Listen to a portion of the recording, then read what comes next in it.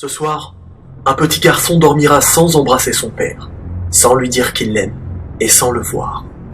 Une famille, des amis, des collègues ou des élèves penseront à ce proche qui, une journée d'octobre, perdit la vie face à l'horreur de l'ignorance. Le meurtre est un péché immense que l'islam condamne avec la plus grande fermeté. Et afin que cet événement ne devienne pas simplement un fait divers lambda, voici 3 éléments, 3 causes qui, si elles avaient été maîtrisées, auraient pu éviter ce drame. Premièrement, l'appel au trouble. Sache qu'Allah subhanahu wa ta'ala te fasse miséricorde, qu'il ne t'ait pas permis d'appeler au trouble, d'appeler à manifester ou à te soulever lorsque tu estimes être victime d'injustice. Ceci a pour effet néfaste de véhiculer une information ambiguë qui peut être mal interprétée.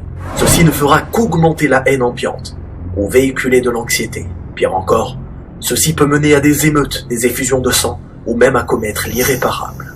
Tout comme le fait de se filmer et de véhiculer des vidéos dans le but de propager un message de haine.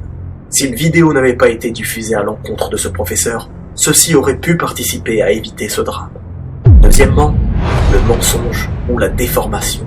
Dire des choses fausses à l'encontre d'une personne, sans en avoir la science, ou pire encore en inventant ou en déformant la vérité, peut être extrêmement nuisible. Et c'est exactement ce qu'il s'est passé pour ce professeur. L'événement qui lui a été reproché a été totalement déformé. Pire encore, la personne ayant colporté ses propos n'était même pas présente au moment des faits. Allah subhanahu wa ta'ala dit dans la sourate Al-Isra « Et ne poursuis pas ce dont tu n'as aucune connaissance.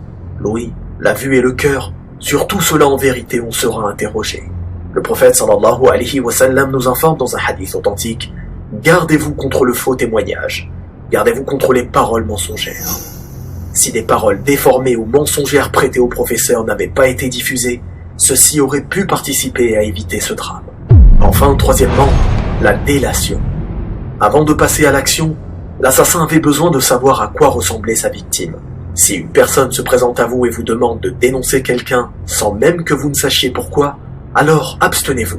Allah subhanahu wa ta'ala nous informe dans la sourate Al-Qalam « Et n'obéis à aucun grand jureur, diffamateur, grand colporteur de médisance. » Le but étant de préserver la personne recherchée qui pourrait être attaquée ou subir une grande injustice. Si personne n'avait désigné ce professeur à son assassin, ceci aurait pu participer à éviter ce drame. Pour finir, et pour vous le rappeler, n'oubliez jamais de vous éloigner des 3 ingrédients qui mènent au terrorisme. Premièrement, et le plus important, l'ignorance. Deuxièmement, l'isolement social. Et enfin, troisièmement, la mauvaise rencontre.